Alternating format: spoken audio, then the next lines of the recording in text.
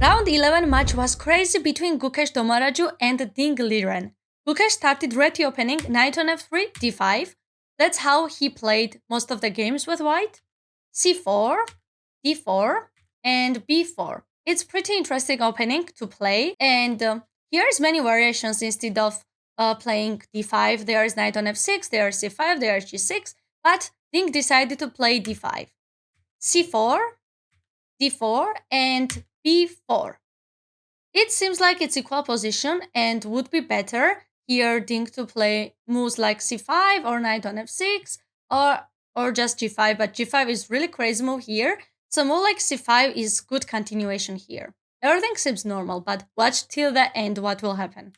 e3, just attacking in the center, knight on f6, a3.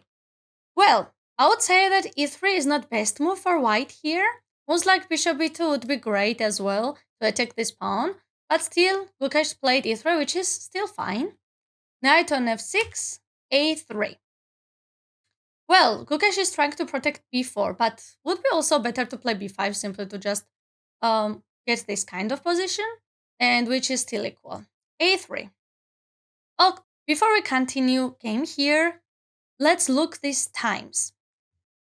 Usually, if you notice previous matches, in the opening, Ding has low time because he takes so much time in the opening. Meanwhile, Gukesh plays so fast. I would say that this is about experience. Gukesh is really dynamic chess player, and also he is much younger than Ding, and he has this excitement when he plays chess. So it really shows during this game compared to Ding Liren, who is really calm and collected, and his experience really show up during these games. So that's why Ding takes more time in the opening than Gukesh. Bishop g4. Instead of bishop g4, just simply development of knight c6 would be better here. We should mention that Ding is really nervous during these games. During his interviews, also the way he's playing, the way he's sitting at the board, the way he's just simply walking around really indicates for that. So that's why it affects on his style. He is really calm. He tries not to create any attack, not to simply create any counterplay, and that's why he just this. That's why he plays this kind of moves. So I would say that because of his passive style, he just misses some chances here. So that's why like bishop g4 was played. So instead of bishop g4, just simply knight c6 would be great to simply force b5 and then knight on a5. So here, Ding played bishop g4, which led Gukesh to take on d4, c takes d4, and h3. This is good position already for Gukesh because after bishop on f3, there's queen on f3, and this position already is so good, and these pieces are developed. Queen side pawns are really strong. So yeah, queen c7 and d3. Well, I would say that d3 is not great move from Gukesh. Would be better to simply just push this pawn in order to play bishop b5 next, and then castle and plus make this pawn weaker. d3, a5, and b5. Just tries to push to queen side, but this is actually better for Ding because after knight bd7, there's just knight c5, b6, eventually after rook c8, and it will be really good for Ding to continue like that. And he played knight bd7, g3, knight c5, bishop g2, knight on fd7, and castle. Seems like Ding has better position here. Knight on e5, queen on f4, rook d8, rook d1, which is mistake. Would it be better to play knight d2? And if black takes here, just simply play queen on e4. And if knight c5, then just simply push b6. But it's still slightly better for Ding. But as we said before, Ding is trying to make draws here. If you watched previous games, like round 8, where they made crazy draw, Ding started repeating moves, even though Ding had advantage. Where Gukesh declined it, and he simply just tried to continue play. And they ended up making a draw. This showed that Ding is more calm and collected player, and he does not want to do any more risks. Where Gukesh is trying his best to simply just play actively and try to win. That's why g6 is mistake here. would be just better to play e6. So g6, a4, h5, and b6. Here, Gukesh just pushes his best because then idea is to play knight on a3, knight on b5, and this would be great continuation. And king is forced to play queen d6, bishop on a3. Very good move, developing bishop and same time pinning this knight. Bishop on h6 and bishop takes c5. Strong move. Instead of bishop h6, there was no other option because Ting had to develop this bishop. Bishop c5, queen takes c5, queen on e4, knight c6, and knight on a3. And rook d7 is already a mistake. Ting simply should have just castled here because there would be no better options and simply try to develop this rook. And after rook b1, Gukesh should have good position here, but it would be still big chances to make a draw. Rook d7, knight c2, queen b6, rook b1, queen c7, and rook b5. Just developing this rook, trying to create double rooks on b file, and which is really good plan for white. And Ting is slowly getting suffocated in this game. Castle, knight on a1. Well, just rook db1 would be better to simply just double these rooks on b file, attack this pawn, and then knight on a1, knight b3, and etc.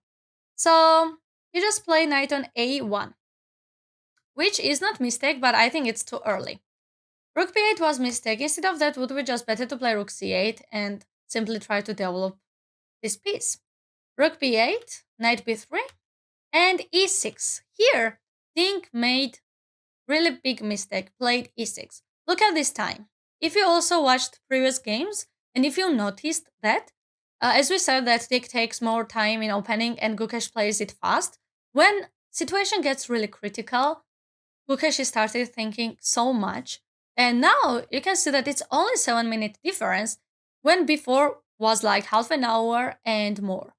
So that's, if we see this, we can notice that Ting is more experienced and that's why he takes less time in critical moments than Gukesh. But here with it, Ting made huge mistake and here it didn't work.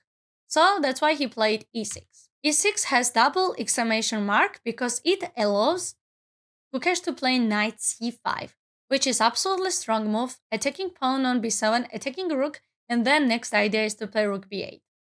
Rook e7 is only move here because after rook d8 there's just knight on e6, and after f takes e6 there's queen g6, and after bishop g7 there is rook on h5. So rook e7 is only move, rook b1. Actually would be much better for Ting to play knight b7, but in my opinion, as Gukesh is less experienced, he takes his time to create this kind of attacks and to make as accurate move as he can. And he's the youngest ever candidate who is playing in World Championship. It's really huge pressure on him to play his best from the beginning of the tournament. Even Ting mentioned that he's underdog and Gukesh is really favored of this match. That's why in previous games, if you watched, especially round 7 and round 8, Gukesh could not win these games. So that's why moves like rook db1 is mistake here. Would be just better to simply be active and take pawn on b7, and if knight b4, just queen d4 here. And now simply Gukesh would have extra pawns.